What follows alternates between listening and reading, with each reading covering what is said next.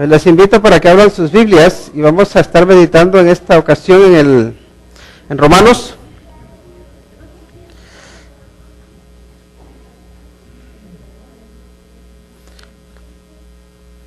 Romanos capítulo 15, versículos del 7 al 13.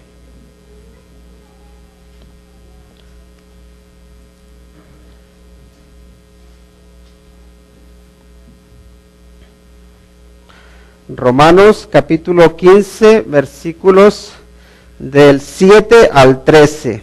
Dice la palabra de Dios: Por tanto, recibíos los unos a los otros, como también Cristo nos recibió, para gloria de Dios.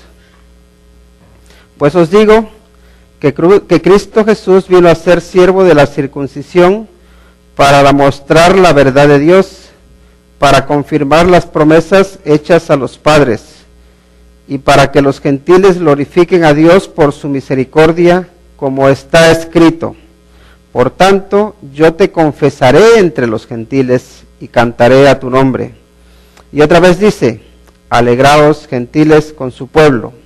Y otra vez: Alabad al Señor todos los gentiles y magnificadle todos los pueblos. Y otra vez dice Isaías: Estará la raíz de Isaí y el que se levantará a regir los gentiles. Los gentiles esperarán en él. Y el Dios de esperanza os llene de todo gozo y paz en el creer, para que abundéis en esperanza por el poder del Espíritu Santo. Vamos a orar. Padre, gracias por tu preciosa palabra. Gracias porque en ella encontramos ánimo, porque encontramos instrucción, porque encontramos que, Señor, tú nos desafías. Y te rogamos por tu misericordia, porque tú nos llenes de esperanza. Nos ponemos en tus manos y te pedimos que este tiempo sea de bendición y de edificación para todos. Te lo rogamos en el nombre que es sobre todo nombre, en el nombre de Cristo Jesús. Amén. Ya saben que hemos estado predicando sobre el Evangelio de Juan, pero ahora, como vamos a llegar a la Semana Santa, a la Navidad, ya me salté una estación. Ahora, como vamos a llegar a la Navidad, vamos a estar predicando sobre el Adviento, ¿no? Sobre la venida de nuestro Señor Jesucristo a este mundo.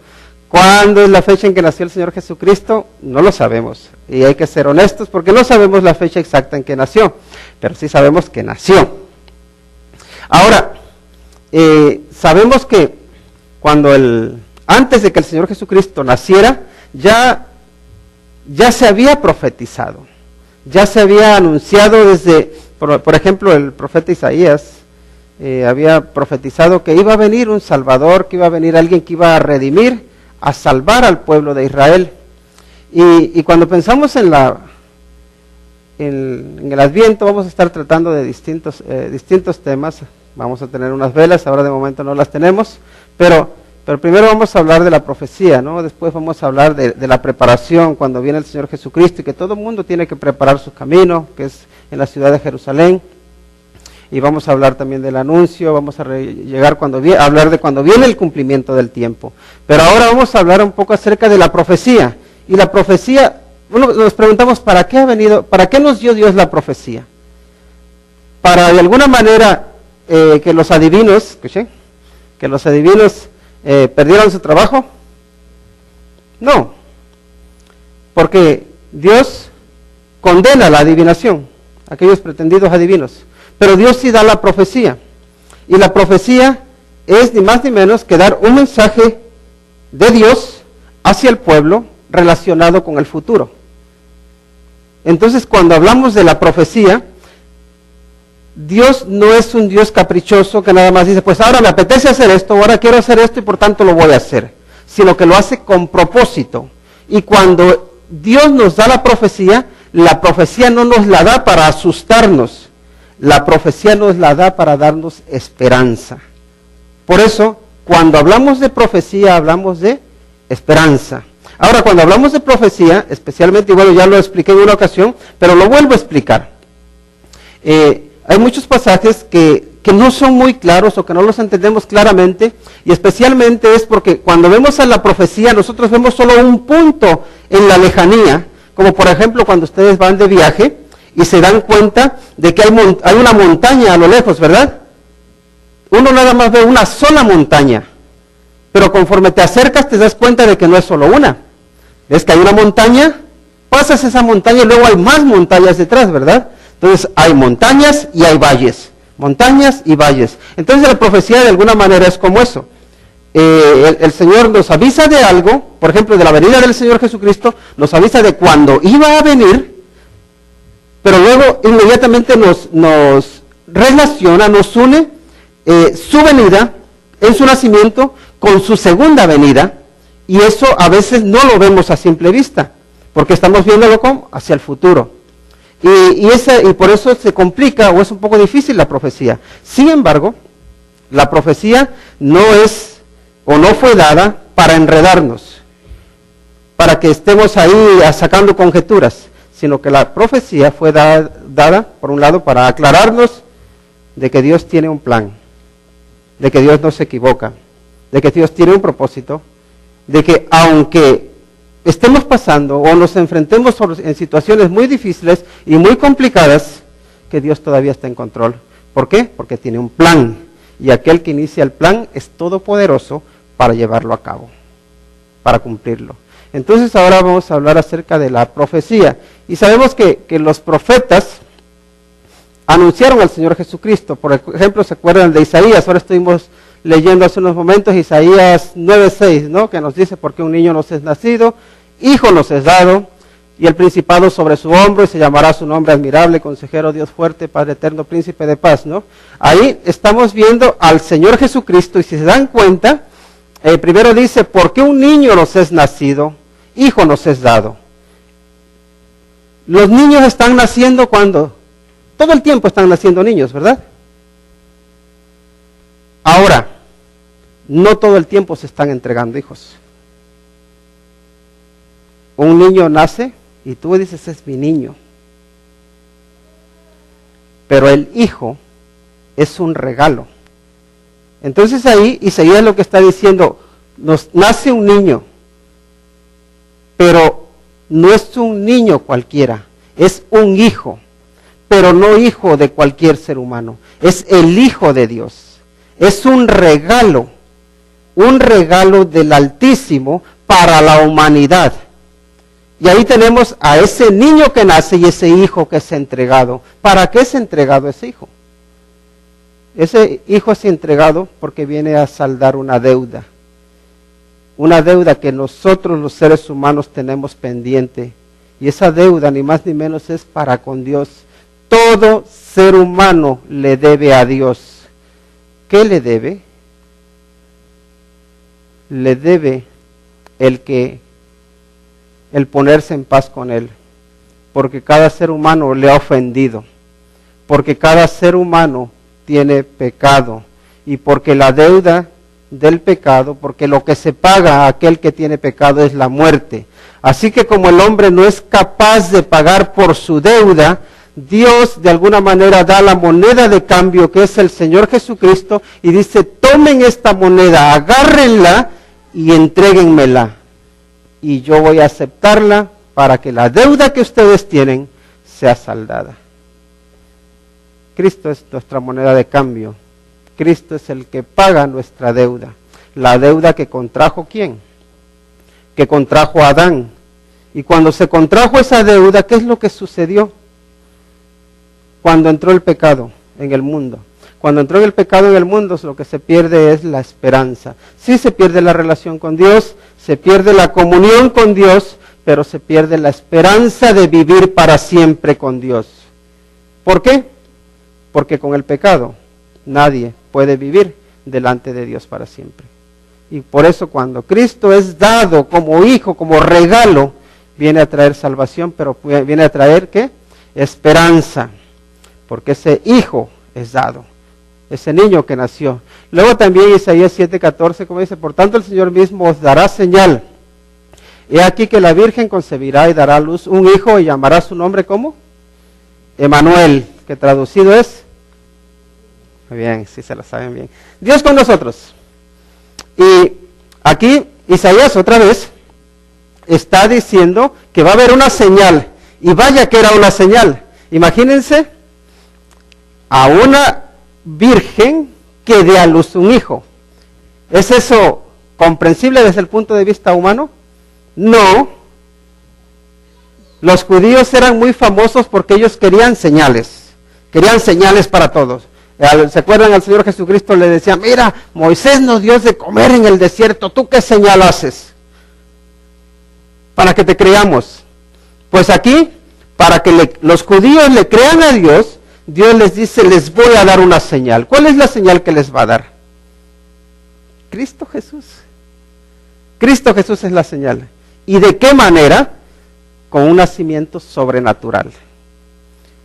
Porque van a ser de una virgen. Lo nunca visto.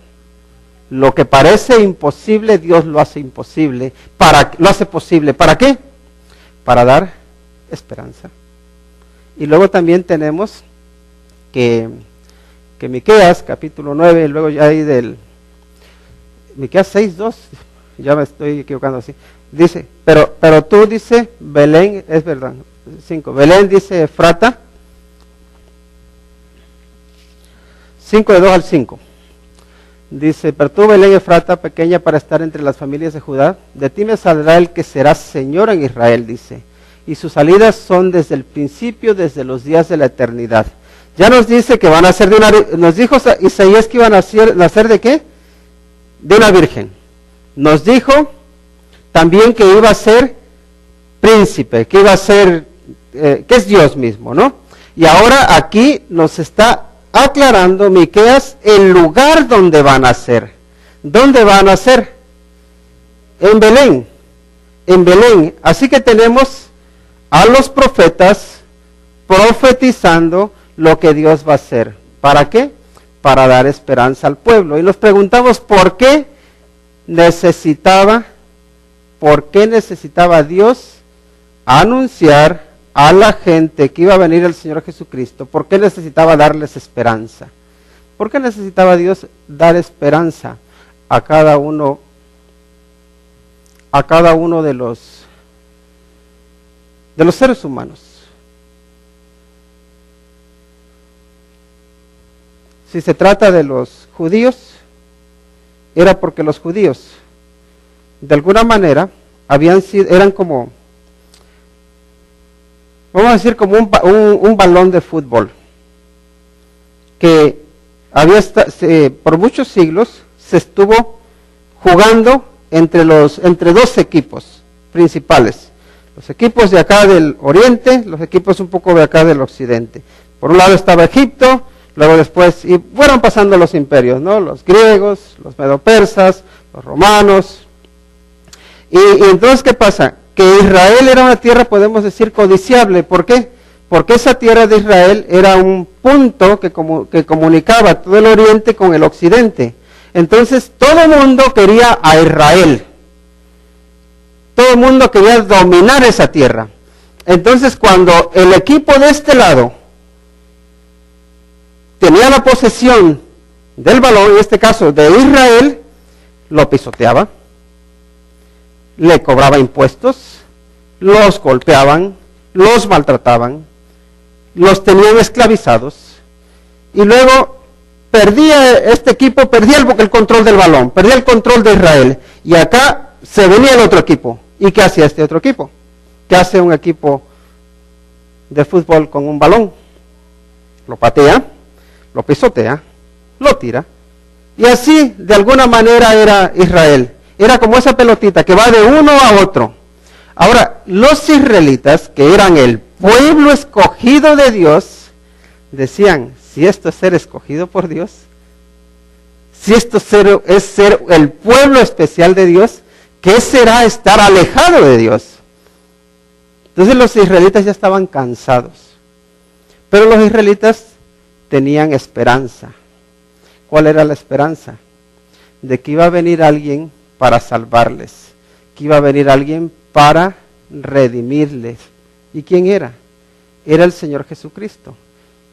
Y eso es lo que estamos de alguna manera recordando ahora, que cuando uno está bien, uno no necesita que lo venga a salvar nadie.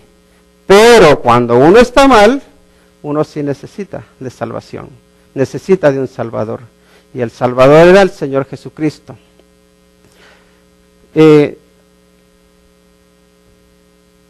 Cuando llegamos a Romanos, aquí en el pasaje que estuvimos leyendo, este pasaje lo que hace es, de alguna manera, citar lo que ya los profetas nos habían dicho. La esperanza o más bien la promesa que se había dado a los judíos para que tuviesen esperanza, aquí Romanos, o el apóstol Pablo en Romanos lo que hace es verificar que aquello de lo que se habló es verdad.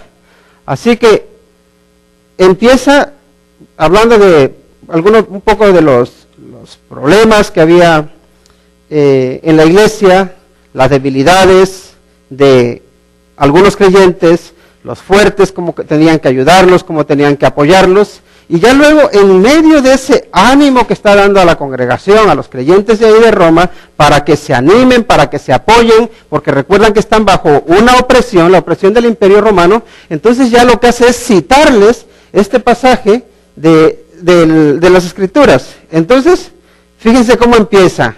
Dice, por consecuencia, o por tanto, dice, recibíos los unos a los otros, como también Cristo nos recibió, dice, ¿para qué? Para gloria de Dios. Y lo que podemos sacar de aquí es esto: Cristo nos llena de esperanza porque nos recibe para gloria de Dios. Cristo nos llena de esperanza porque nos recibe para gloria de Dios. Aquí ya ellos ya tienen el ejemplo, ya el Señor Jesucristo vino, pero todavía ellos necesitan aprender de Cristo. Así que les dice, recíbanse los unos a los otros como Cristo nos recibió. Cristo, ¿cómo recibe a cada uno de nosotros? Nos recibe porque nos portamos bien, nos recibe porque no hemos cometido ningún error, nos recibe porque somos fuertes y porque dice, este es bueno, este lo quiero en mi equipo. O por otro lado, el Señor Jesucristo nos recibe porque somos débiles. Nos recibe porque dice, este por sí solo no puede. Lo quiero aquí porque lo quiero fortalecer, porque lo quiero ayudar, porque le quiero dar esperanza, porque le quiero dar consuelo. El Señor Jesucristo no nos ha escogido a nosotros por lo buenos que somos, por lo fuerte que somos, por la mucha fe que tenemos, ni siquiera por eso. Al contrario, Él nos da fe, Él nos recibe, no por lo grandiosos que somos, sino para hacernos grandiosos. No por la fe que tenemos, sino para darnos fe. No por los santos que somos, sino para hacernos santos. Y aquí el apóstol Pablo, en este contexto en el que está animando a los que son fuertes para que reciban a los débiles, les dice, acuérdense de cómo el Señor Jesucristo los recibió. ¿Quién de nosotros, les pregunto, cuando llega a Cristo Jesús, se cree que es merecedor de Cristo? Se cree que es merecedor de la salvación. Nadie que venga a Cristo y crea que se lo merece, va a recibir la salvación. Se los aseguro. Nadie que llegue a Cristo Jesús con prepotencia y diga, aquí estoy, Señor, te vengo a hacer un favor, nadie va a recibir el favor de Cristo si viene con esa actitud. ¿Por qué? Porque para poder recibir el perdón, la ayuda de Cristo Jesús, es necesario reconocer nuestra debilidad, es necesario reconocer nuestro pecado, nuestras faltas, nuestras debilidades, y entonces Él sí nos dice, sí, es verdad, estás por los suelos, pero te levanto y te hago alguien importante, te doy esperanza. Así que, y ya el apóstol Pablo dice que como Cristo nos recibió, así nosotros también debemos recibir los unos a los otros. ¿Para qué? Para dar la gloria a Dios. Necesitamos recibirnos los unos a los otros como Cristo nos ha recibido para que demos la gloria a Dios, porque eso es la esperanza que tenemos. Ahora, ¿Cristo qué vino? vino a mostrar la verdad de Dios. Dice, pues os digo que Cristo Jesús vino a ser siervo de la circuncisión para mostrar la verdad de Dios, para confirmar las promesas hechas a los padres. Primero, para mostrar la verdad de Dios. ¿La verdad de Dios? ¿Qué es la verdad de Dios? ¿Es que hay verdad que no sea de Dios?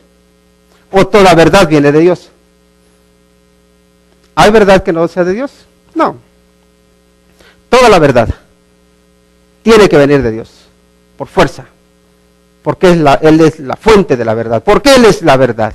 Ahora, aquí cuando viene a mostrar la verdad de Dios, tengamos en cuenta que nosotros en nuestro entendimiento podemos comprender muchas cosas que son verdades, pero la máxima revelación de la verdad de Dios está en la persona de Jesucristo.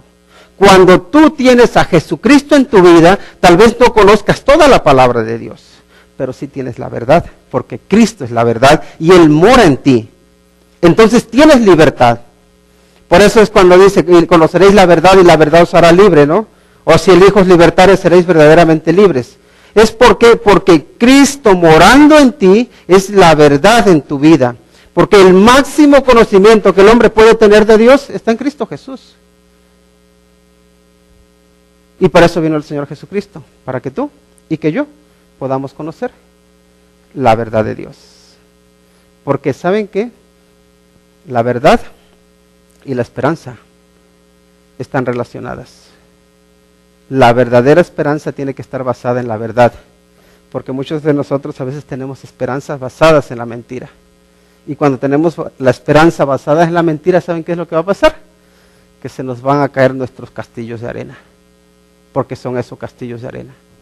Toda esperanza basada en la mentira es falsa esperanza. Y solo sirve cuando las cosas van bien, pero cuando viene la tormenta, se cae, no sirve. Así que toda verdad es verdad de Dios. Y la máxima verdad que tú puedes alcanzar de Dios es la que vas a conocer por medio de Cristo Jesús, de tu relación con Él. Ahora, también Cristo vino a confirmar las promesas hechas a los padres. Como dice, pues os digo que Cristo Jesús vino a ser siervo de la circuncisión para mostrar la verdad de Dios, dice, para confirmar las promesas hechas a los padres. Y aquí cuando estamos hablando de que Dios dice algo y se afirma, se reafirma. Ahora, ¿qué es lo que sucede? Que Dios no tiene el tiempo, o no lleva el mismo reloj que llevamos tú y yo. Imagínense cómo será el reloj de Dios. Uno se saca su reloj, 1 segundo, 2 segundos, 3 segundos, 4 segundos, 1 hora. Ahora imagínense el reloj de Dios. Si para el Dios un día como ¿cuánto es? Como 1000 años, ¿no? Entonces ahora imagínense, ¿cuál será un segundo de Dios? ¿Cuál será 1 hora de Dios? Un día de Dios. Si un día es como 1000 años, entonces ya empezamos a desesperarnos. ¿Por qué? Porque el reloj de Dios no va precisamente de acuerdo con tu reloj. Tu tiempo no es su tiempo, nuestro tiempo no es el tiempo de Él. Así que la gente se desespera. Y ya había pasado más de 700 años desde que Isaías profetizó que el Señor Jesucristo iba a venir.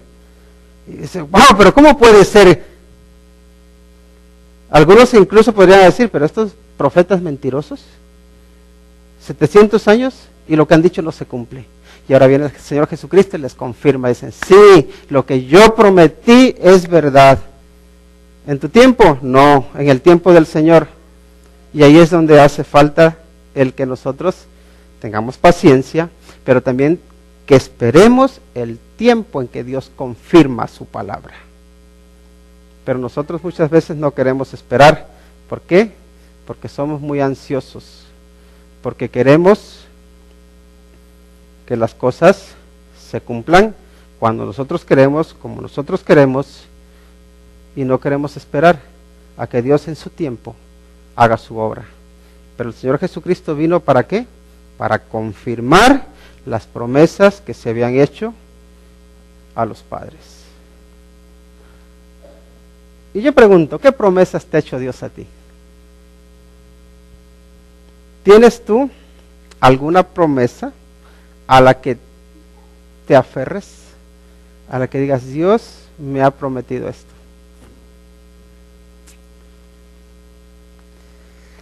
De tarea. Cristo vino para que los gentiles glorifiquen a Dios. ¿Por qué? Por su misericordia. Y esta frase yo creo que hay que analizarlo un poquito. Dice, para que los gentiles glorifiquen a Dios por su misericordia, como está escrito, por tanto yo te confesaré entre los gentiles y cantaré a tu nombre. Fíjense bien, para que los gentiles glorifiquen a Dios por su misericordia. Es como, a ver, los gentiles van a glorificar a Dios porque Dios es misericordioso, lo cual es verdad. Pero ahí la implicación que tiene por su misericordia es por causa de que la misericordia de Dios se manifiesta en tu vida, entonces ahora tú eres capaz de glorificar a Dios. ¿Por qué? Porque la misericordia de Dios tiene que ver con darte aquello que tú no tienes, que ni siquiera te mereces, para capacitarte y hacer algo que no va a provenir de tus fuerzas, sino que va a provenir del poder de Dios. Entonces aquí cuando le está diciendo para que los gentiles glorifiquen a Dios por su misericordia, ahí está implicando eso, que la misericordia de Dios aplicada a tu vida te hace ser útil para Dios, te hace poderle glorificar por su misericordia. Porque ¿saben qué? Por nuestra fuerza, sin su misericordia, somos incapaces de glorificar a Dios.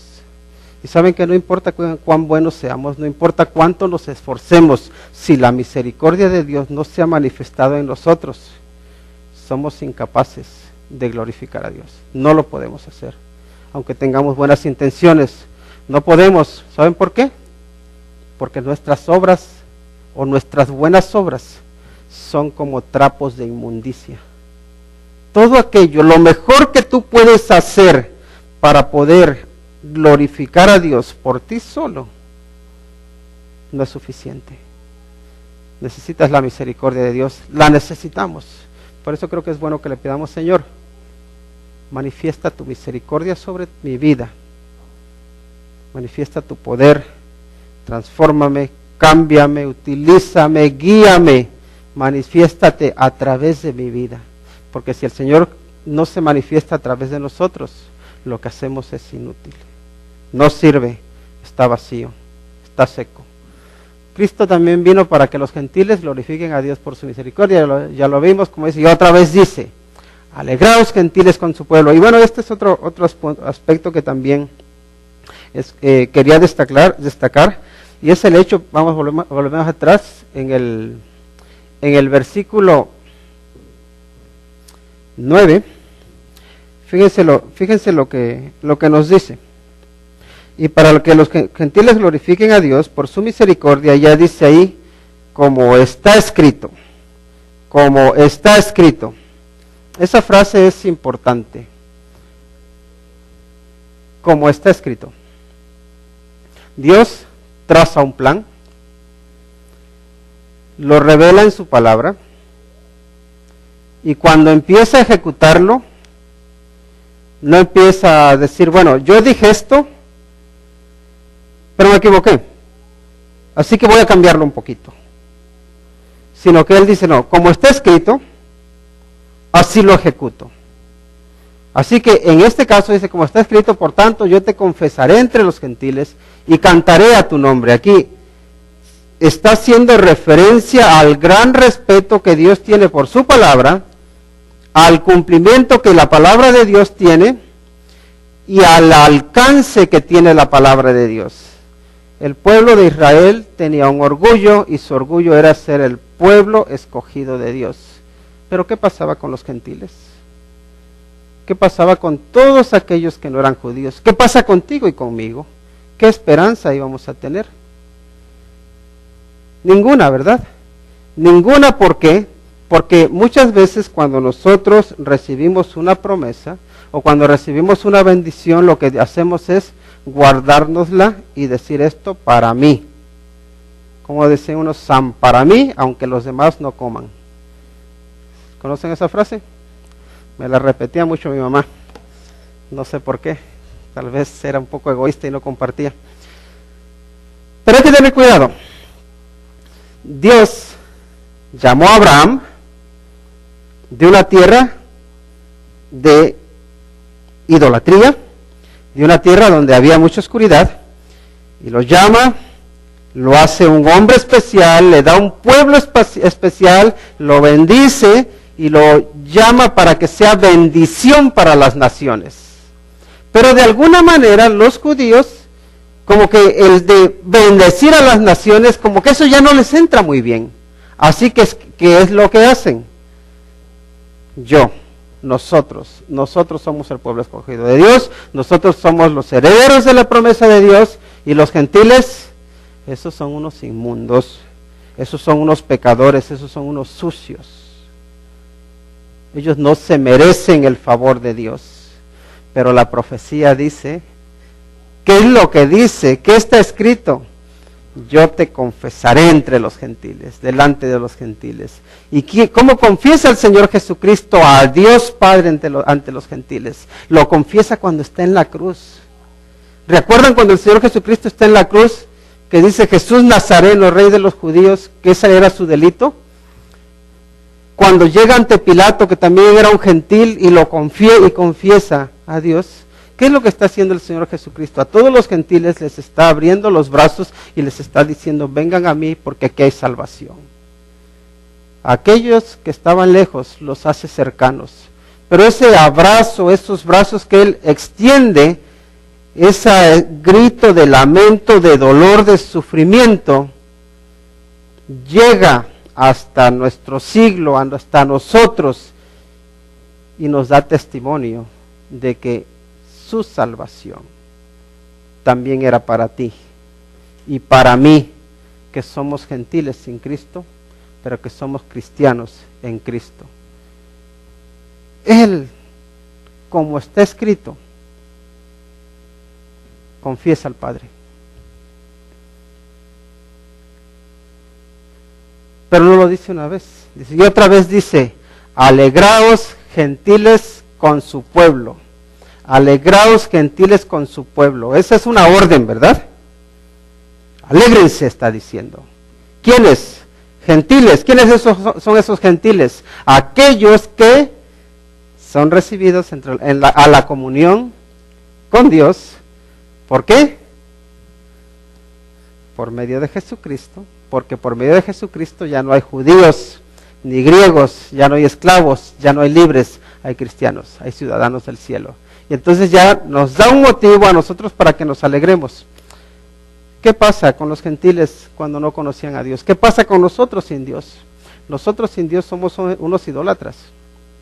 Nosotros sin Dios estamos perdidos. Nosotros sin Dios tenemos esperanza, pero es una esperanza falsa. Es una esperanza errónea. Y uno de los, y ahora precisamente estoy recordando, uno de los argumentos que suelen utilizar mucho los ateos para negar la existencia de Dios, es que si Dios existiera no habría sufrimiento, especialmente de los inocentes, especialmente de los niños, que vemos que son masacrados. ¿Por qué? Si un Dios de amor es todopoderoso, que puede controlar, que puede evitar que muera tanta gente inocente, ¿por qué no lo evita? Así lo dicen. Resultado, si eso es lo que sucede, la consecuencia lógica es que no tiene que ver Dios. Y si hay un Dios, no es un Dios de amor, es un Dios tirano.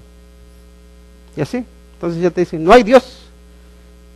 Es el Dios de tus inventos. Tú te estás inventando a Dios. Y bueno, yo les puedo decir, vale, no hay Dios. ¿Qué haces con el sufrimiento? ¿Lo eliminas?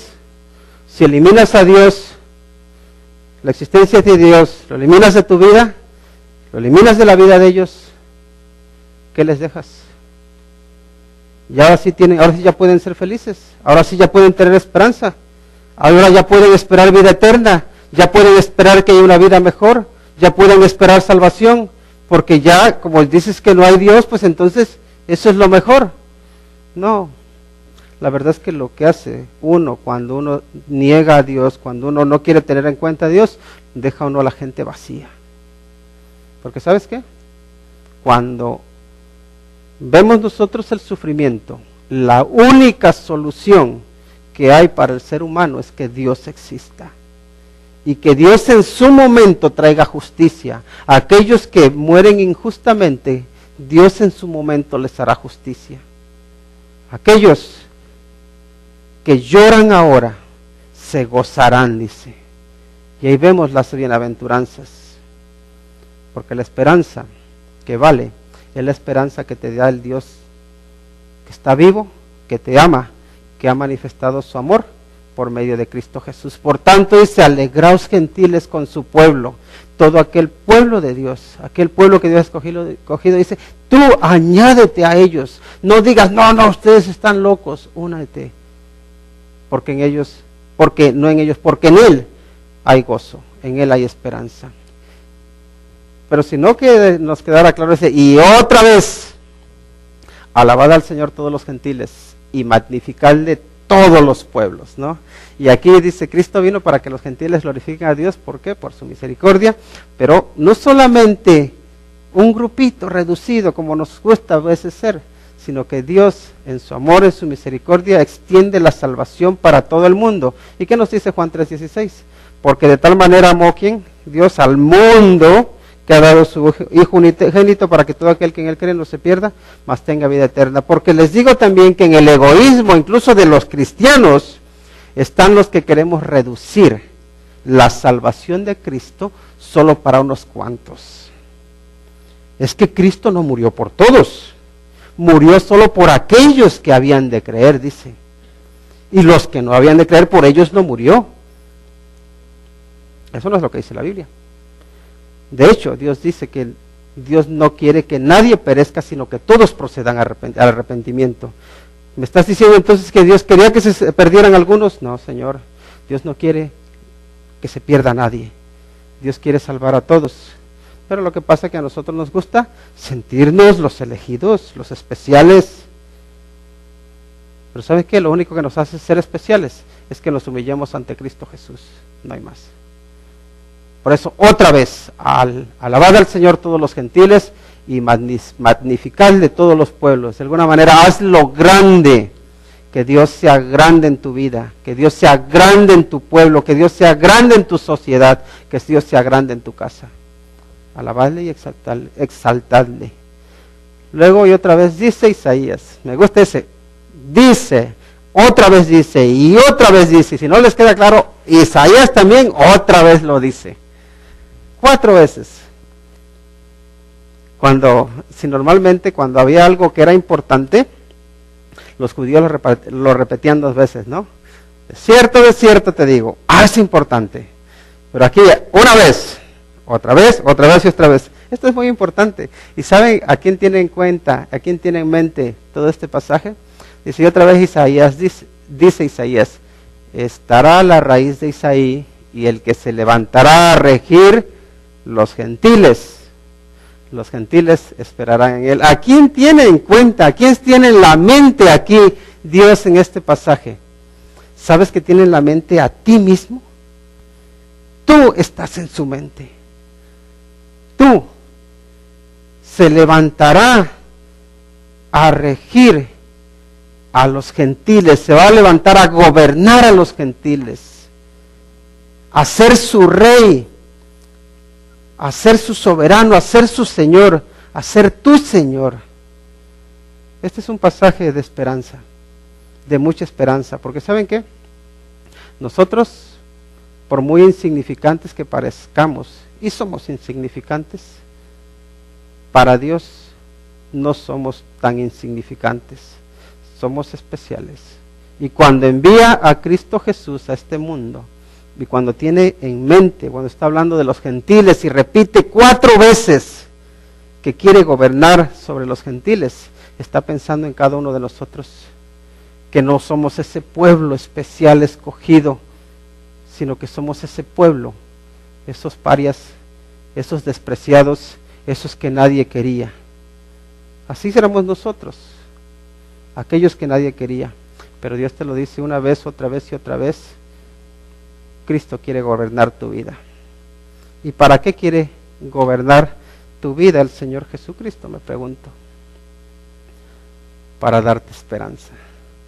Y el Dios de esperanza dice, os llene de todo gozo y paz en el creer, para que abundéis, ¿en qué?